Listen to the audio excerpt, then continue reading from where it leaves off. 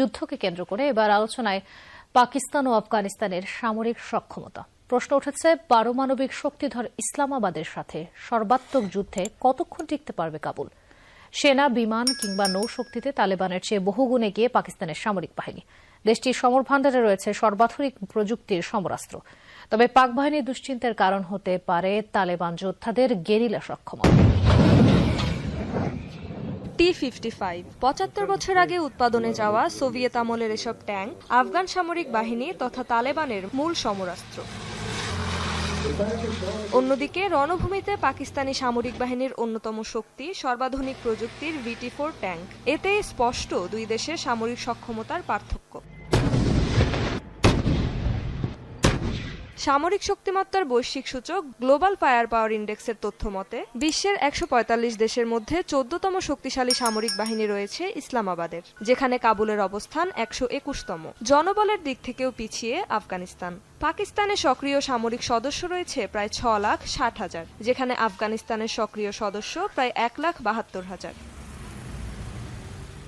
বিমান বাহিনীর দিক থেকেও দুদেশের শক্তিমত্তার পার্থক্য স্পষ্ট। কয়েকশো ফাইটার জেট সহ ইসলামাবাদের ভান্ডারে রয়েছে প্রায় ১৪০০ সামরিক বিমান। অন্যদিকে কাবুলের হাতে কার্যকর কোনো যুদ্ধবিমান নেই বললেই চলে, যা রয়েছে তার বেশিরভাগই সোভিয়েত আমলের অত্যন্ত পুরনো উড়োযান। স্থলবাহিনীর সক্ষমতায়ও এগিয়ে পাকিস্তান। তাদের হাতে রয়েছে ২৫০০-এর বেশি ট্যাঙ্ক, সাজোয়া যান আছে ৬,০০০-এর বেশি। এদিকে আফগান বাহিনীর কিছু সাজোয়া যান ও পুরনো ট্যাঙ্ক থাকলেও সেগুলোর কার্যকারিতা নিয়ে রয়েছে প্রশ্ন। পারমাণবিক শক্তিধর ইসলামাবাদের রয়েছে নিজস্ব উন্নত ক্ষেপণাস্ত্র ব্যবস্থা, আর তালেবানের হাতে রয়েছে কিছু স্টিঙ্গার ও ইগলাইস ধরনের বহনযোগ্য বিমান বিধ্বংসী মিসাইল। নৌ সক্ষমতার দিক থেকেও বেশ এগিয়ে পাকিস্তানি বাহিনী। স্থলবেষ্টিত আফগানিস্তানের কোনো নৌবাহিনী না থাকলেও পাকিস্তানের রয়েছে সাবমেরিন, ফ্রিগেট ও টহল জাহাজ সম্বলিত একটি পূর্ণাঙ্গ নৌবাহিনী।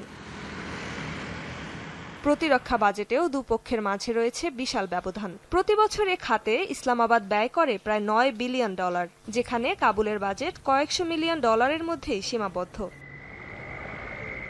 তবে বিশ্লেষকরা বলছেন, যুদ্ধক্ষেত্রে কেবল সামরিক সক্ষমতাই যথেষ্ট নয়। সীমান্ত সংঘাতে ভূপ্রকৃতি, গেরিলা কৌশল, রাজনৈতিক সমীকরণ সহ বিভিন্ন কৌশলগত ও রাজনৈতিক উপাদানের উপর নির্ভর করে চূড়ান্ত ফল।